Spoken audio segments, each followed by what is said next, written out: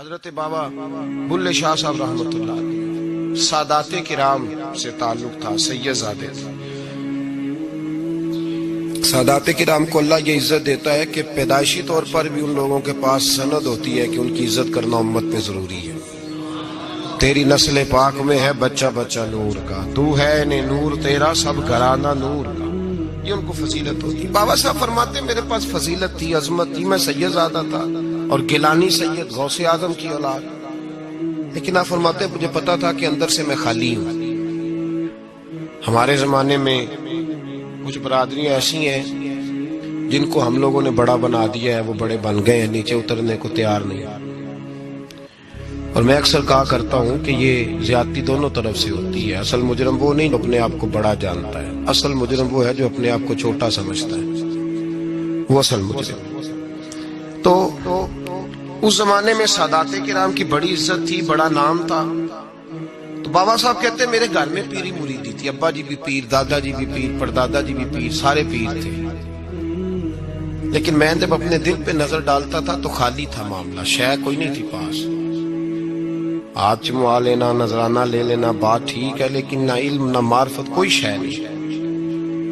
اب فرماتے ہیں میں نے جب پلٹ کے دیکھا نا، پورے علاقے پہ نظر ڈالی تو ایک درویش بابا، ایک سادہ بابا سائیں عنایت قادری، جس کی کوئی بڑا نام نہیں، کوئی بڑی برادری نہیں، اور کام اس کا کیا ہے، رمبا لے لیتا اور سارا دن کھیتوں میں محنت کرتا، لیکن جب مغرب ہوتی تو اس بابے کی مجلس سجتی، اور کہتے ہیں جب ایک دفعہ وہ اللہ کہتا تو اس کی تھاری داڑھی آنسوؤں سے بھر جاتی، اور جب عشاء کے بعد وہ حضور پہ درود پڑھنا شروع کرتا تو لگتا یہ کہ یہ سادہ نہیں پڑھ رہا، یہ مصطفیٰ کی زیارت کر کے درود پڑھ رہا۔ فرماتے ہیں میری ساری برادری کو پتا تھا کہ اس کے پاس معرفت ہے، لیکن مسئلہ یہ ہے کہ ہم سید ہیں، مورائی ہیں، اب وہاں جائیں بت توڑیں کیسے، ٹوٹتا ہی نہیں، بہت بڑی مصیبت، کیسے ٹوٹے گا؟ لوگ کہیں گے تو مولوی کے پاس جاتا ہے، تو یہ ہو گیا ہے ساری زندگی گناہ کرتے رہو، ظلم کرتے رہو، ہمیں تانے کا ڈر نہیں۔ درویش کے پاس جائیں تو لگتا ہے کوئی تانا دے گا کہ کدھر چلا گیا، کدھر چلا گیا؟ جے کر یار دے نام دا ملے مینا، انہوں چولی پائیے پنجے سٹیے نا، تو یہ کر نار دے نام دی ملے سولی، چوٹا چوٹ لئیے پشانٹیے نا۔ بابا صاحب کہتے ہیں میں روز اپنے آپ سے جنگ کرتا کہ جاؤں کہ نہ جاؤں۔ 2 4 5 لوگوں سے میں نے مشورہ کیا تو کہنے لگے تو سیدوں کو بدنام کرے گا، اب تو سادات کو بدنام کرے گا کہ سید ہو کے کسی کے دروازے پہ جاتا ہے۔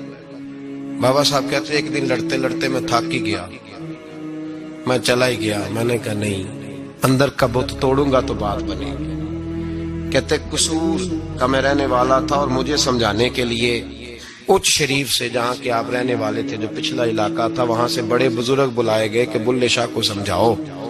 کہتے ہیں وہ بابا جی جب آئے تو میں پہچان گیا برادری کے، قبیلے کے، علاقے کے بڑے۔ میں جب ان کے قریب گیا تو وہ نہیں مجھے جانتے تھے، بزرگ تھے، میں تو جانتا تھا نا، تو مجھے کہنے لگے بیٹے کون ہو؟ تو میں نے کہا حضور میری تو پہچان ہی کوئی نہیں، میری تو کوئی پہچان نہیں، آپ بتائیں آپ کون ہیں؟ تو کہنے لگے اسی اچیرے، ساڈی ذات اچیری، کیونکہ اچ شریف وچ رہنے ہیں۔ تو اب تو بتا، تو بابا صاحب کہنے لگے اسی قصوری تے ذات بھی قصوری، کیونکہ وچ قصور دے رہنے ہیں، وہ جو چھوٹے تو اپنا قصور مانتے ہیں، ہاں جے کوئی سانو اچا مل جائے تے نیویں ہو بینے، بات ختم ہو گئی۔ بابا صاحب رحمت اللہ علیہ کو بڑا سمجھایا۔ بابا جی کہنے لگے حضور میں کیا کروں؟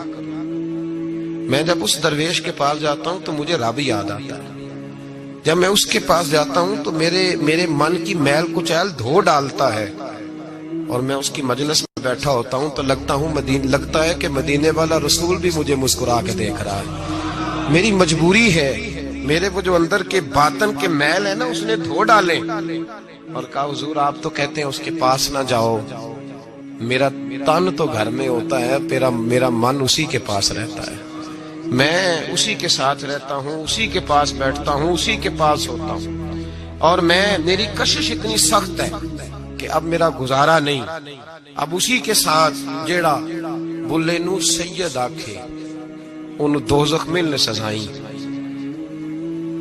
اب اس کی تشریح بڑے بڑے لوگوں نے اپنے اپنے رنگ میں کی ہے، کچھ نے کہا بابا جی نے بد دعا دی ہے، یہ بد دعا ہے، اگر کہا تو الجھ جاؤ گے، لیکن ہے بھی وہ سید جھوٹ بھی نہیں. کچھ کہتے ہیں بد دعا دی ہے، کچھ کہتے ہیں انہوں نے اعلان کیا ہے کہ میں اللہ کا ولی ہوں.